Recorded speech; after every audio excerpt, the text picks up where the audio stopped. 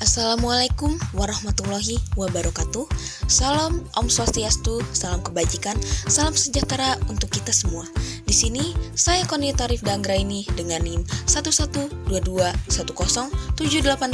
dari kelompok 1 akan mewakilkan perkenalan dari rekan kelompok saya, yang dimana ada Arfia Putri Damayanti dengan NIM 112211364, Asis Susanti Putri dengan NIM 112210485, ada Faris Nugroho dengan NIM 112210164, ada Kevin Andrian Nugraha dengan NIM 112211330.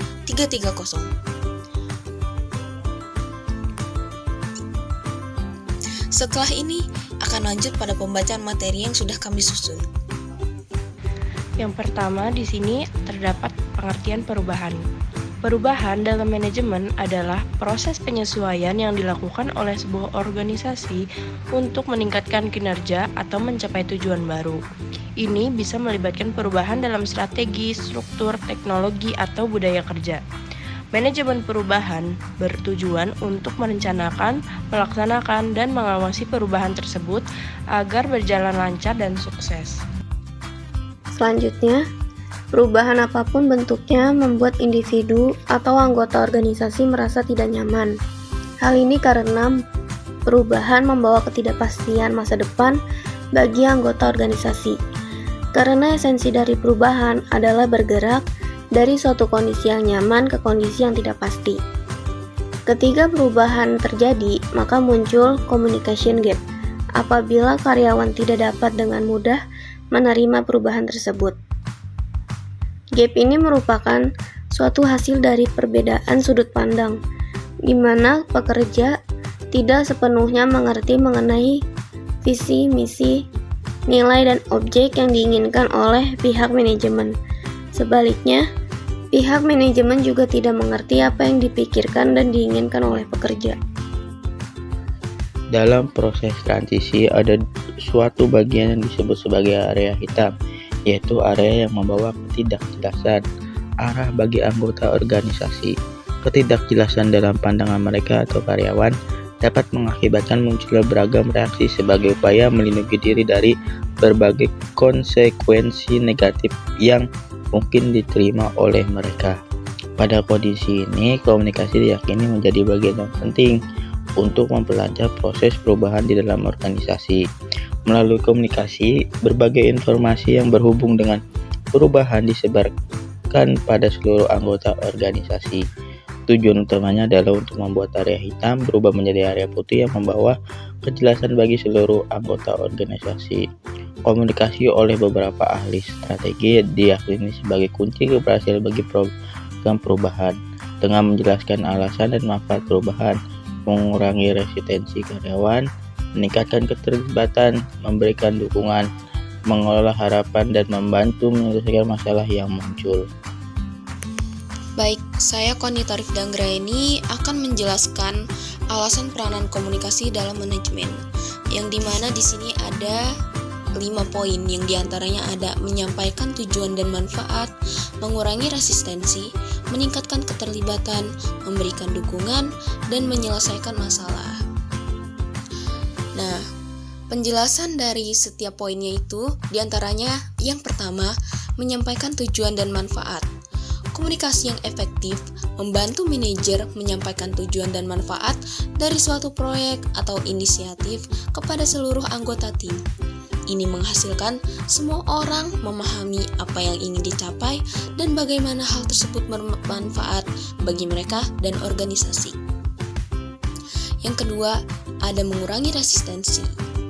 Saat ada perubahan atau inisiatif baru, biasanya ada resistensi dari karyawan. Komunikasi yang baik dapat mengurangi resistensi ini dengan menjelaskan alasan di balik perubahan, bagaimana perubahan tersebut akan dilaksanakan, dan bagaimana karyawan akan didukung selama proses tersebut. Yang ketiga, ada meningkatkan keterlibatan. Keterlibatan karyawan dapat ditingkatkan melalui komunikasi yang transparan dan partisipatif dengan melibatkan karyawan dalam diskusi dan pengambilan keputusan. Mereka merasa lebih terhubung dengan pekerjaan mereka dan lebih termotivasi untuk berkontribusi secara maksimal. Yang keempat, ada memberikan dukungan. Manajer perlu memberikan dukungan kepada karyawan mereka, baik dalam bentuk bimbingan, sumber daya, atau pengakuan. Komunikasi yang efektif memastikan bahwa karyawan merasa didengar dan didukung, yang pada akhirnya meningkatkan kepuasan dan kinerja mereka. Baik, selanjutnya saya akan menjelaskan contoh studi kasus. Yang pertama, PT Sejahtera Abadi adalah sebuah perusahaan manufaktur yang telah berdiri selama lebih dari 20 tahun. Perusahaan ini memiliki lebih dari 500 karyawan dan memproduksi berbagai jenis produk plastik untuk kebutuhan domestik dan internasional. Dalam beberapa tahun terakhir, perusahaan ini mengalami penurunan produktivitas dan peningkatan tingkat turnover karyawan. Nah, beberapa masalah yang timbul itu diantaranya yang pertama, kurangnya koordinasi antar departemen. Banyak proyek yang mengalami keterlambatan karena kurangnya koordinasi antara departemen produksi, pemasaran, dan distribusi. Yang kedua yaitu informasi yang tidak jelas. Informasi yang penting seringkali tidak disampaikan dengan jelas dan tepat waktu kepada karyawan, yang menyebabkan kebingungan dan kesalahan dalam pekerjaan. Yang ketiga yaitu minimnya umpan balik atau feedback. Karyawan merasa tidak mendapat cukup umpan balik atas kinerja mereka, baik positif maupun negatif, yang berdampak pada motivasi kerja mereka itu sendiri. Dan yang terakhir yaitu saluran komunikasi yang tidak efektif. Banyak karyawan merasa bahwa saluran komunikasi yang ada seperti email dan rapat mingguan tidak efektif dan cenderung membuang waktu saja. Kemudian terdapat solusi yang dapat diterapkan pada PT Sejahtera Abadi. Yang pertama, meningkatkan koordinasi antar departemen, yaitu dibentuk tim khusus yang bertugas untuk memastikan bahwa semua departemen berkomunikasi dengan baik. Setiap minggu diadakan pertemuan lintas departemen untuk mendiskusikan proyek yang sedang berjalan. Yang kedua, terdapat pelatihan komunikasi, yaitu seluruh karyawan termasuk manajemen diwajibkan mengikuti pelatihan komunikasi efektif. Pelatihan ini mencakup keterampilan mendengar aktif, memberikan umpan balik, dan menyampaikan pesan dengan jelas. Dan yang ketiga, terdapat sistem umpan balik yang teratur, yaitu diterapkannya sistem umpan balik yang lebih teratur, di mana manajer memberikan penilaian kinerja bulanan dan diskusi satu-satu dengan karyawan untuk membahas perkembangan mereka. Setelah penerapan langkah-langkah di atas, PT Sejahtera Abadi mulai melihat peningkatan yang sangat signifikan dalam beberapa bulan. Yang pertama ada peningkatan produktivitas, proyek-proyek mulai selesai tepat waktu, dan kualitas produk meningkat karena koordinasi yang lebih baik. Yang kedua ada peningkatan moral karyawan. Karyawan merasa lebih termotivasi dan memiliki semangat kerja yang tinggi karena mereka merasa didengar dan mendapatkan umpan balik yang konstruktif.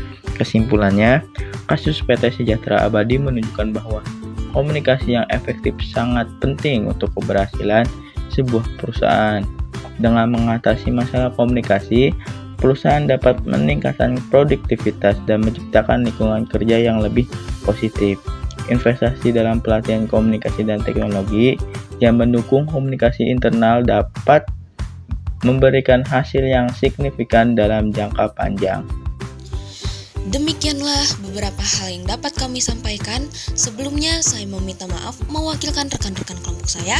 Mohon maaf apabila ada kesalahan kata ataupun ada kekurangan selama kami memaparkan materi, karena sesungguhnya kesempurnaan hanyalah milik Tuhan.